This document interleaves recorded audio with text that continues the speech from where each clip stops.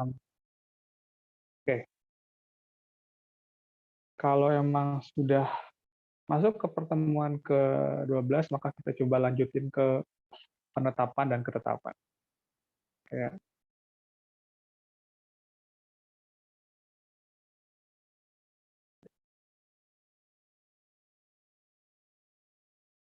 Oke, teman-teman. Kemarin kalau teman-teman masih ingat siklusnya, bahwa dari awal kita registrasi, kemudian pembukuan dan pencatatan, gitu ya. Habis pembukuan dan pencatatan, kemudian wajib pajak melakukan pelaporan dan pembayaran.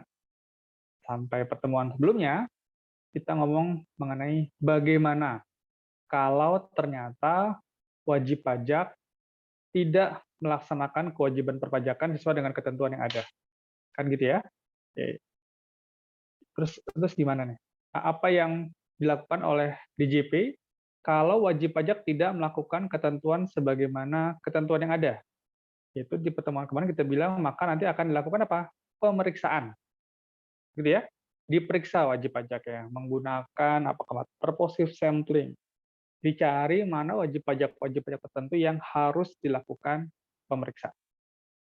Berhubungan dengan hal tersebut, supaya ada hubungannya antara pertemuan pekan sebelumnya dengan yang sekarang, maka dalam konsep self-assessment, sebagaimana yang diusung di PPh dan PPM, ya, maka wajib pajak itu seharusnya menghitung, memperhitungkan kredit pajaknya, membayar dan melaporkan kewajiban perpajakannya, PPh pun PPM, sekali lagi, sesuai dengan ketentuan yang ada. Oke, ini part of self-assessment. Contohnya adalah misalnya seperti ini. Oke, wajib pajak sudah punya penghitungan seperti ini, sudah memperhitungkan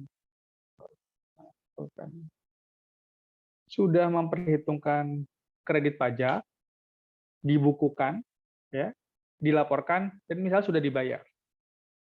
Oke, ini konsep self-assessment. Terus, apa yang terjadi kalau wajib pajak tidak melakukan atau tidak memenuhi kewajiban perpajakan sesuai dengan ketentuan? Kemarin diapain, teman-teman? Wajib pajaknya diperiksa. Oke? Hubungan dengan pekan sebelumnya. Kalau wajib pajak tidak sesuai dengan ketentuan, maka wajib pajaknya diperiksa. Oke. Setelah diperiksa diapain tuh kemarin? Kan periksa ada proses pengujian, gitu ya, mengambil data, mengunduh data yang diperlukan, dan seterusnya sampai putus ada laporan hasil pemeriksaan. Sudah dibahas jelas kemarin di pertemuan sebelumnya bahwa setelah pemeriksaan, maka produk hukumnya, gitu ya, itu adalah berupa ketetapan pajak. Jadi singkatnya, kalau wajib pajak melakukan pemenuhan kewajiban perpajakannya tidak sesuai, maka ada proses penetapan. Yaitu apa? DJP yang menetapkan berapa jumlah pajak yang terutang. Tentu saja ini menurut ketentuan, menurut undang-undang dan ketentuan turunannya. Ya. Jadi proses penetapan itu kapan dilakukan?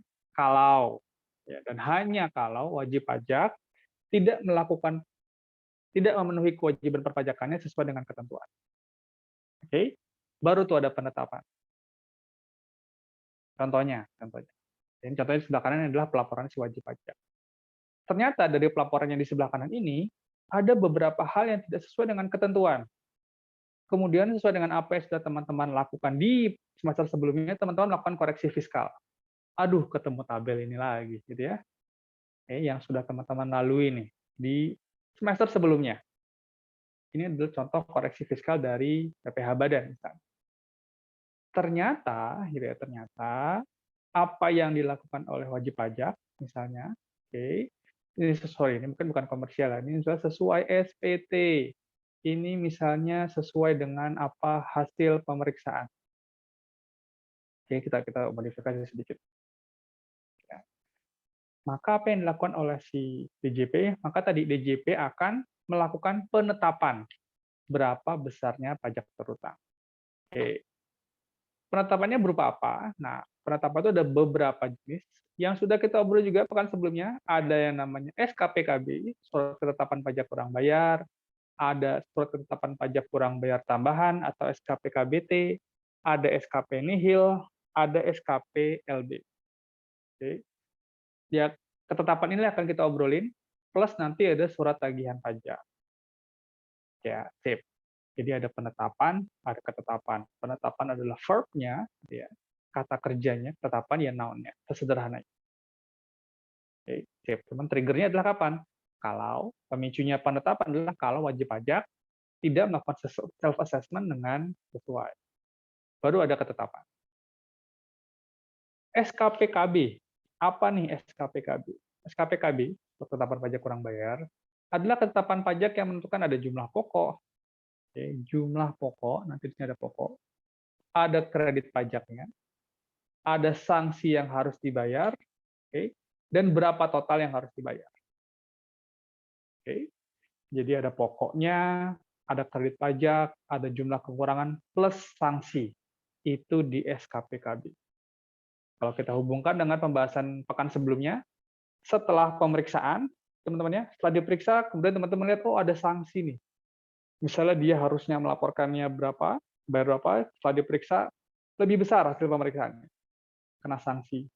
Baik pokok pajak tambahannya, dan sanksinya itu dicantumkan dalam surat ini. Oke, SKP kurang bayar. Namanya aja kurang bayar, gampang definisinya ya. Kalau kurang bayar berarti ada tambahan pajak yang harus dibayar. Intinya segampang itu. Oke.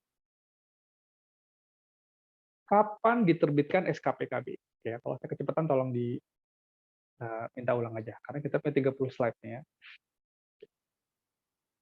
Kapan SKPKB harus dibayar? Ya, pertama, nah udah tahu nih teman-teman nih. Kemarin, kalau berdasarkan hasil pemeriksaan. Oke, nanti kita contoh di slide berikutnya. Kedua, kalau wajib pajak tidak menyampaikan SPT. Nah, ini juga sudah kita bahas di pertemuan kalau ke-12, 10 berarti, mengenai pelaporan SPT. Oke, diperiksa, atau karena tidak lapor SPT. Kenapa kalau lapor SPT harus terbit SKPKB? Ya kalau tidak lapor SPT berarti wajib pajak tidak memenuhi kewajiban self assessment-nya. Oke. Ada hubungannya dengan definisi yang kita awal, yang sudah kita establish tadi di awal. Oke. Ada juga kalau ada menyinggung mengenai PPN. Oke. Kalau ternyata harusnya dibayar PPN lebih besar lah. Ini seperti itu. Atau yang mau saya lebih tekankan adalah kalau ada kewajiban di pasal 28, yaitu mengenai pembukuan dan pencatatan.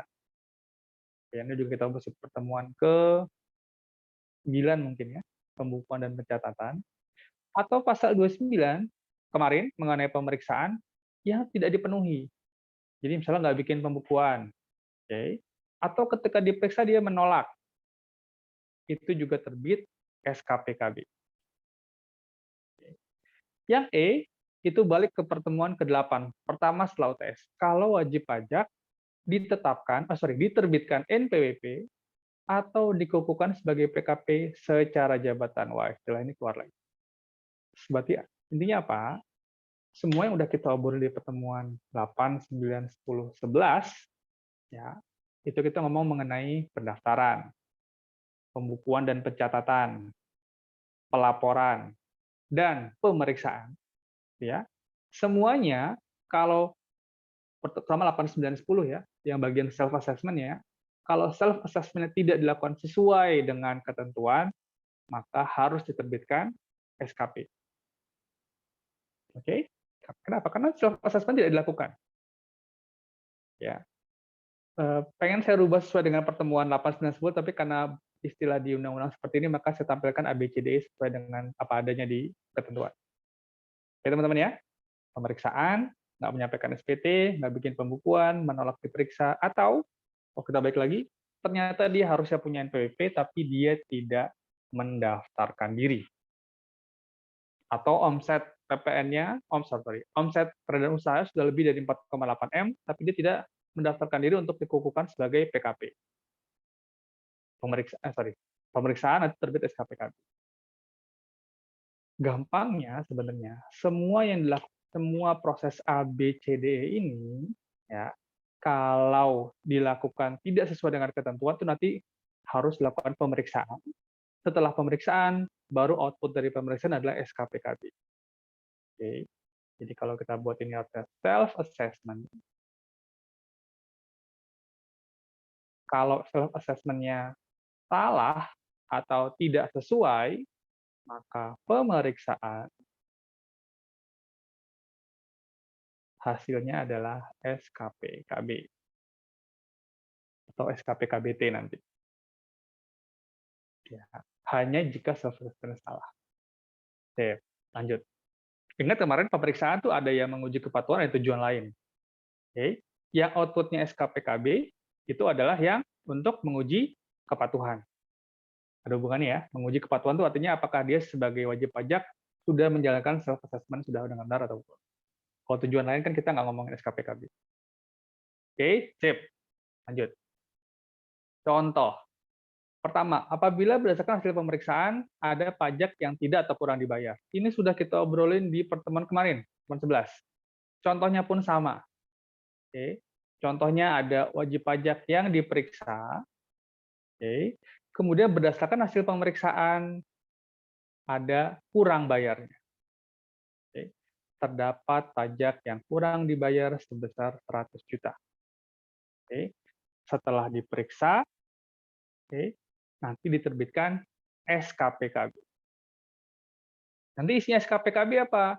Yang pertama adalah pokok pajak 100 juta tadi ditambah sanksi. Sanksinya gimana ngitungnya? Teman kemarin udah ya. Pakai tarif pasal 13 ayat 2 dikali dengan jumlah bulan dikali dengan pokoknya berapa. Oke, serasa ini refresh dari apa yang sudah kita obrolin di pertemuan sebelumnya. Oke. Ini untuk penerbitan SKPKB hasil pemeriksaan. Contoh berikutnya, kalau ada wajib pajak tidak menyampaikan SPT, berarti bahasan mengenai pelaporan SPT, mungkin pertemuan 10 kalau nggak salah. Ya. Bagaimana kalau ada wajib pajak yang tidak melaporkan SPT? Padahal dia termasuk wajib pajak yang wajib menyampaikan SPT. Oke. Maka gimana nih? DJP mau nggak mau harus menetapkan berapa besarnya pajak sesuai dengan informasi yang dimiliki oleh DJP. Oke. Maka untuk menagih berapa besar pajak terutang yang diterbitkan pun juga sama, SKP kurang bayar juga. Kalau teman masih ingat, ketika kita ngomongin pelaporan SPT, denda, gitu ya. Kalau tidak melaporkan SPT, tentu saja nanti kalau setelah dihitung SKPKB isinya adalah pokok pajaknya, berapa pajak terutangnya, oke, yang ada di SKPKB, ditambah apa? Sanksi. Hanya saja kali ini berbeda. Oke. Sanksinya bukan lagi menggunakan pasal 13 ayat 2 sebelumnya, karena pasal 13 ayat 2 kita ngomongin sanksi SKPKB berdasarkan pemeriksaan. Oke. Tapi kalau tidak menyampaikan SPT, tidak melakukan pembukuan, atau menolak pemeriksaan, itu pakai sanksi pasal 13 ayat 3. Oke. Ya. Mudah-mudahan kan kita masih jabarin satu-satu. Nah, sekarang saya kasih tabel ininya aja, semoga teman-teman masih bisa mengikuti. Ya, udah pertemuan ke-5 nih ya. Oke. Sedikit lebih cepat aja ngomong. Sampai sini dia mau perlu diulang?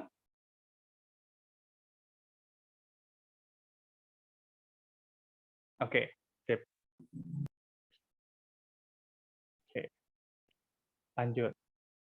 Kemudian ada penerbitan SKPKB berdasarkan hasil pemeriksaan atau lain mengenai PPN yang seharusnya tidak dikenakan, tidak boleh dipajak atau tarif 5%. Oke.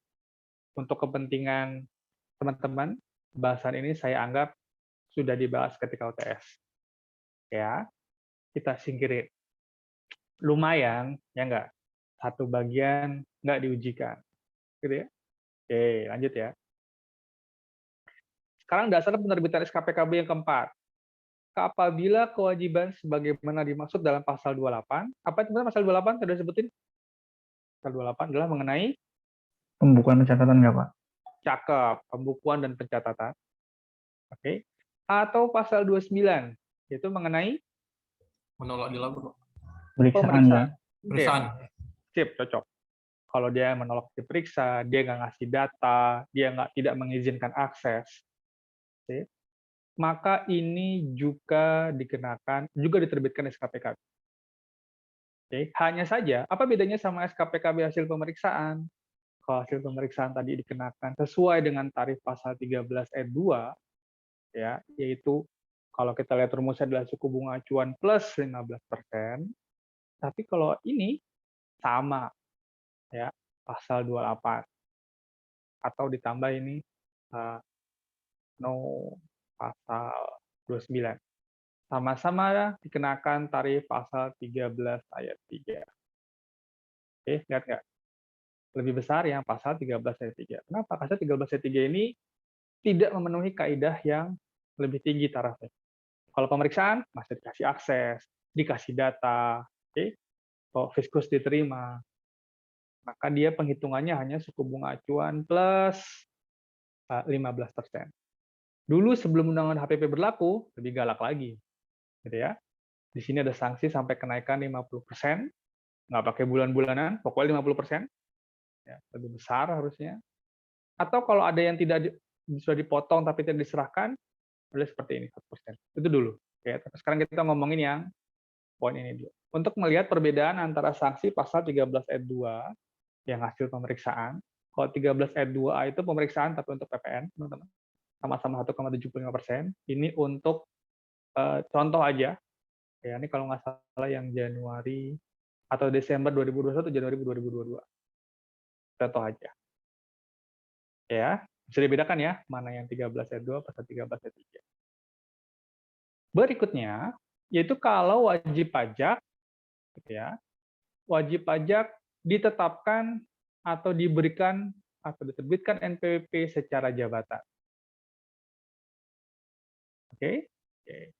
Diterbitkan secara jabatan. Mau nggak mau, gitu ya, wajib pajak seperti ini juga dikenakan sanksi pasal 13 ayat 2 juga dengan catatan dia mengikuti proses pemeriksaan. Oke. Wajib pajak seharusnya udah mulai berusaha sejak 2018. Tapi 2018 nggak bikin NPWP, 2019 nggak bikin, 2020 nggak bikin, baru nih 2021 akhir kemarin ketahuan. Diterbitkan NPWP secara jabatan, disuruh membayar semua kewajiban pajaknya sejak 18, 19, 20, 21.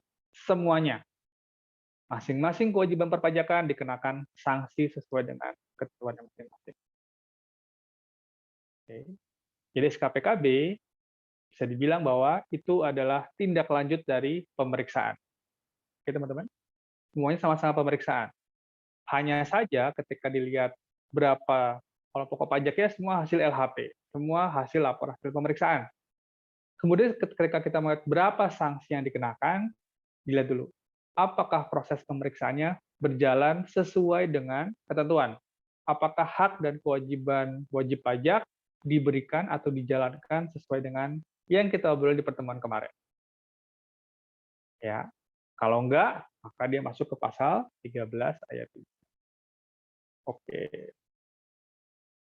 Perlu saya ulang? Pak, saya mau bertanya, Pak. Oh iya. Slide sebelumnya itu saya masih bingung, Pak, antara yang tabel di kiri dan di kanan itu maksudnya apa, Pak ya? Oke. Tabel di kiri ini adalah rumus. Oke.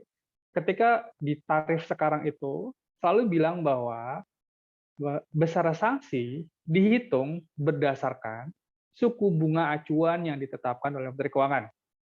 Oke. Maka kita bisa lihat rumusnya ada yang SBA, mungkin slide dulu juga ada nih, ditambah uplift factor 5% dibagi 12. Ada yang suku bunga acuan ditambah 10% dibagi 12.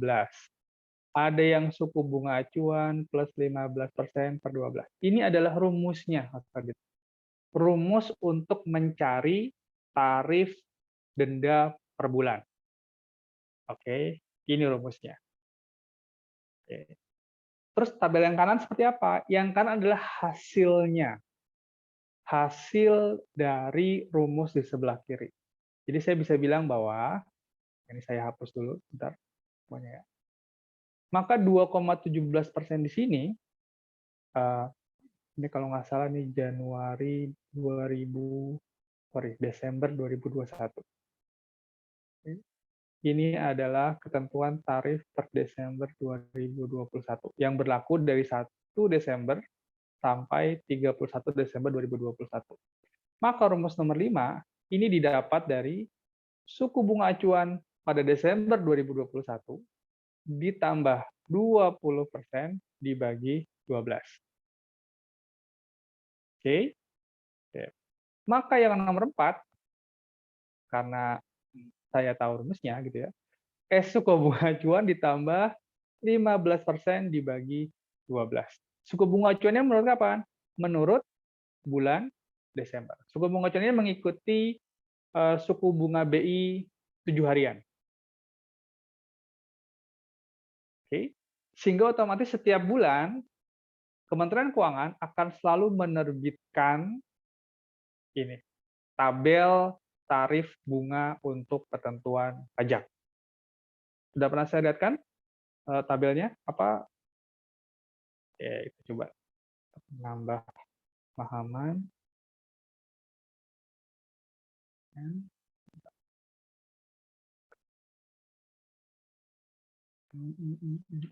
Tarif. Mana ya? Tadi saya baru lihat.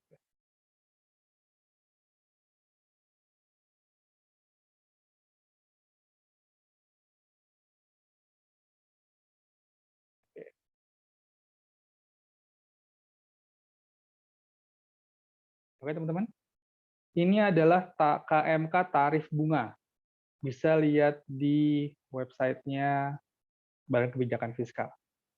Ini ada tarif, sorry, nggak bisa saya coret-coret ya.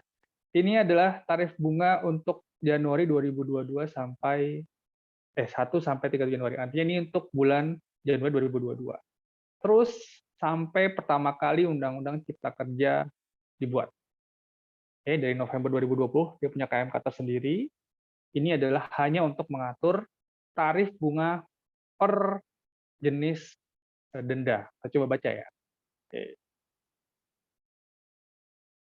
Di KMK tersebut, meskipun di undang-undang sudah diketahui bagaimana cara mengerjakannya, bagaimana cara mencarinya, yang disampaikan di sini itu hanya hasilnya aja, Mas Radit. Jadi tarif tadi tabel yang sebelah kanan ini adalah hasil penghitungan suku bunga acuan plus uplift factor dibagi 12. Oke? Ya, Pak, dapat dimengerti, Pak. Terima kasih, Oke. Pak. Oke. Oke. Kita balik ke slide.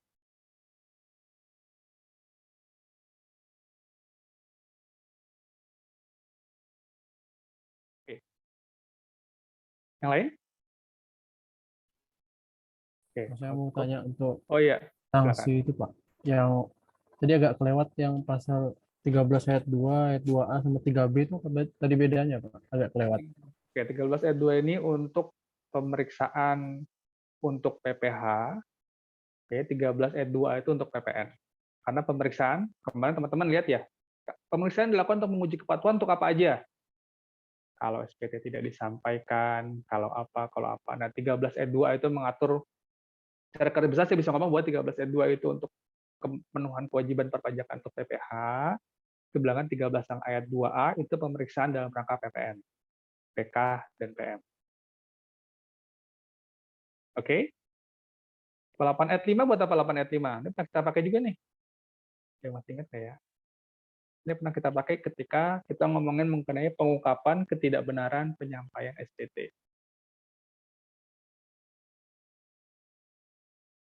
Oke, sejauh ini kayaknya yang baru kita pakai 2, 3, 4, 5 deh. Ya. Nanti kita pakai 2 juga di nomor 2 di akhir-akhir slide mengenai SPT.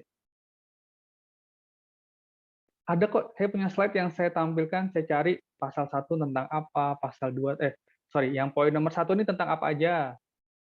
Nomor 2 tentang apa aja. Saya tampilkan di slide ketika kita ngomongin pelaporan, teman-teman, kalau nggak salah. Oke. karena saya udah pernah saya sampaikan, sehingga saya ngambil versi yang dikeluarkan oleh KMK aja langsung di pertemuan ke depannya. Oke, siapa tadi nanya? Apakah sudah terjawab? Udah Pak, terima kasih Pak. Oke. Ya, lanjut. Mulai berat teman-teman ya? Ya. Karena semakin kesini saya harus dari pembahasan yang kecil gitu ya mengenai registrasi, lama-lama ya harus disampaikan semuanya. Ya, kalau kita cuma ngambil jalan yang paling sempit aja, yang ringkas aja, ya nanti teman-teman pemahamannya nggak sampai ke semuanya. Karena KUP ini ya ada PPh-nya juga, ada PPN-nya juga campur-campur. Kecuali PBB, karena PBB ketentuan formal diatur sendiri. Oke ya. Oke, sip. Kalau saya kecepatan, seperti tadi, dikat aja. Berikutnya, kapan boleh diterbitkan SKPKB? Nah, ini akan berhubungan dengan kapan boleh dilakukan pemeriksaan, teman-teman. Pemeriksaan kapan boleh dilakukan? Masih ingat kemarin? 5 tahun? Sejak berakhirnya sama aja. Oke, SKPKB pun seperti itu. Jadi ketika mau melakukan pemeriksaan, itu jangan sampai sudah mepet-mepet deadline penerbitan SKPKB. Oke, supaya apa? Supaya hasil pemeriksaannya bisa diterbitkan SKPKB. Oke, jadi hanya boleh sampai daluarsa penetapan selama 5 tahun. Kalau 5 tahun tidak diterbitkan SKP apapun, maka istilah hukumnya adalah apa yang dicantumkan di SPT menjadi pasti. Apa tuh maksudnya menjadi pasti? Ya udah itu udah sesuai dengan ketentuan perpajakan. Oke, jadi kalau saya menyampaikan SPT saya tahun 2014, saat ini sudah saya bisa bilang bahwa yang 2014 itu saya pasti benar. Oke, ya, menjadi pasti itu artinya secara ketentuan dianggap sesuai. Wah, ini bahasa hukum banget nih. Oke, lanjut. Ini ada ketentuan tambahan di Undang-Undang Cipta Kerja. Dulu, sebelum Cipta Kerja berlaku, Cipta Kerja atau HPP ya?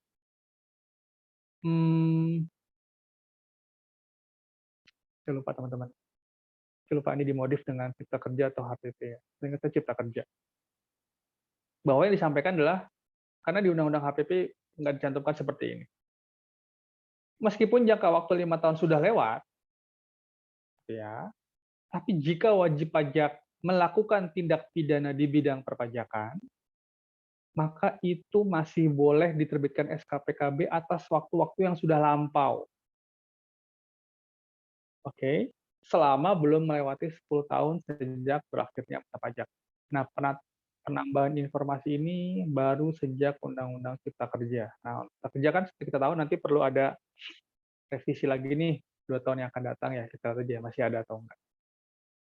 Oke, kalau saya gambarkan ilustrasinya mengenai jangka waktu penerbitan, misalnya ini adalah kita mau ngomongin PPh Badan tahun 2018 yang berakhir pada 31 Desember 2018.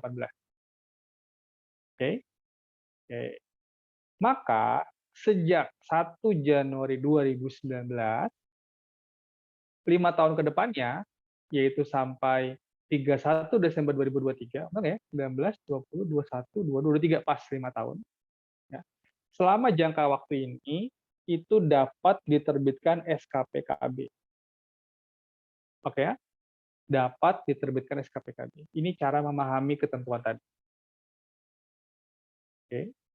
Karena bahasanya adalah dalam jangka 5 tahun setelah berakhirnya masa pajak atau tahun pajak dan seterusnya. Kalau saya bilang PPN masa Agustus 2018, ya maka nanti kita hanya bisa sampai di Agustus 2023. Oke, 5 tahun setelah berakhirnya masa pajak atau bagian tahun pajak. Kalau lewat dari itu, SKPKB masih belum terbitin nih. Hanya saja ada syaratnya. Ya. Kalau ada tindak pidana perpajakan yang ketahuan gitu ya untuk tahun pajak 2018. Oke, misalnya gini. 2018 saya PT Adi lapor. Ya. 1 Januari 2019 sampai 31 Desember 2023 nggak ada pemeriksaan sama sekali. Oke, nggak ada pemeriksaan sama sekali. Nggak terbit SKPKB. Maka terbilang, oh SPT saya sudah dibilang pasti. Tapi tiba-tiba di Februari 2024, ya, si PT Adi ini terjerat tindak pidana di bidang perpajakan. Kenapa? Salah satu kelakuan PT Adi ini di tahun 2018 itu terkait dengan pemalsuan faktur pajak misalnya. Oke, yang baru ketahuan 1 Januari 2024. Kalau ada tindak pidana tersebut, maka masih boleh terbit SKPKB sepanjang tahun ini. Ya, misalnya pemeriksaannya dimulai tanggal November 2023 misalnya. Oke, baru mulai pemeriksaan, masuk ke penyidikan dan seterusnya, akhirnya ketahuan nih di 2024 ada tindak pidana di bidang perpajakan. Maka ke depan sini dibuka lagi argonya. Oke, tindak pidana yang kemarin kita sampaikan bahwa dia ada unsur kesengajaan, pengulangan dan percobaan kalau nggak salah kemarin saya ngomong. Ya, sengaja dia ngasih faktur pajak palsu misalnya, ngasih informasi yang salah. Oke, SKPKB. Ada yang mau dibeli dulu? Saya izin bertanya, Pak. Oh iya. Tadi yang tindak pidana itu istilahnya kayak diperpanjang itu berarti Pak ya dia boleh terbit lagi SKPKB-nya, tapi itu yang tidak boleh lebih dari 10 tahun itu berarti kalau dia konteks contohnya ini 2024, berarti nanti 2029 itu udah batas terakhirnya lagi Pak ya? Batas dia SKPKB yang diperpanjang itu boleh diterbitkan. Ini yang saya pahami dari penambahan ketentuan di Undang-Undang Cipta Kerja. Oke. Meskipun demikian, harus saya akui bahwa ketika kita melihat, bukan menambah yang teman-teman ya, karena ini juga perlu, ini kan undang-undang baru yang ketentuan turunannya itu belum ada, Mas Radit, Undang-Undang HPP itu ya. Jadi ketika Undang Cipta Kerja menyampaikan seperti itu, ketika saya lihat di Undang-Undang Harmonisasi Pengaturan Perpajakan, batasan 10 tahun ini nggak ada nih. Ini nggak ada nih. Ya. Mungkin nanti ini akan keluar di ketentuan pelaksanaannya. Tapi ini ada di penentuan Undang-Undang Cipta Kerja. Seperti kita tahu, Undang-Undang Cipta Kerja kan sedang digugat secara formal. Artinya 2 tahun dari sekarang, Undang-Undang Cipta Kerja harus dirapikan cara pembuatan ketentuannya. Tapi harus saya sampaikan bahwa ada ketentuan seperti ini. Ya, meskipun di susunan dalam satu naskah, SDSN Undang-Undang KUP yang sudah menginclude Undang-Undang HPP itu tidak dicantumkan. Tapi saya sepakat dengan pemahaman Mas Ari tadi. Yang saya pahami juga seperti itu. Ya, keadaannya seperti saat ini. Karena kita masih menanti nih ketentuan turunan Undang-Undang HPP. Ya, kita coba ngomong di titik sekarang. Ketentuan yang saat ini berlaku seperti apa. Oke? Baik Pak, terima kasih Pak. Oke. Karena ada ketentuan tadi, daluarsa penuntutan. Nah, jadi kan kalau pidana itu kan harus ada penyidikan. Oke, jadi ada daluarsa penuntutan. Oke. Yang lain? Oke. SKPKB udah. Tadi informasi yang kita dapat adalah kalau wajib pajak nggak benar, diperiksa, dikeluarkan SKPKB. Ya, itu yang paling sering keluar sebenarnya. Ya. Kemudian ada SKPKBT. SKPKBT ini SKPKB tambahan. Oke. Surat ketetapan pajak kurang bayar tambahan. Ya. Dia hanya menambahkan jumlah pajak yang sudah dikeluarkan di SKPKB. Artinya apa? SKPKBT ini didahului oleh SKPKB. Pasti udah ada SKPKB sebelumnya, baru kita bisa keluarin SKPKBT. Nyambung ya? SKPKBT ini hanya ada kalau atas wajib pajak tersebut di jenis pajak yang sama dan di tahun pajak yang sama sudah terbit SKPKB. Misalnya PT Adi diperiksa atas PPh Badan tahun 2018, keluar SKPKB. Maka kalau ada tambahan informasi bisa keluar SKPKBT. Oke, tapi kalau ternyata di 2018 ada pemeriksaan lagi nih yang harus dilakukan kepada PT Adi, tapi untuk PPN masa pajak Agustus, diperiksa outputnya masih SKPKB, teman-teman. Oke, jadi SKPKB ini terbit atas wajib pajak yang sama, jenis pajak yang sama dan tahun atau masa pajak yang sama yang sudah dikeluarkan SKPKB. Namanya juga SKPKB tambahan, kayak versi 2.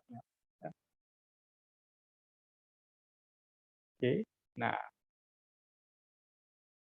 resikonya adalah, bukan resiko ya, tambahan sanksi yang harus dirasakan oleh wajib pajak itu cukup besar.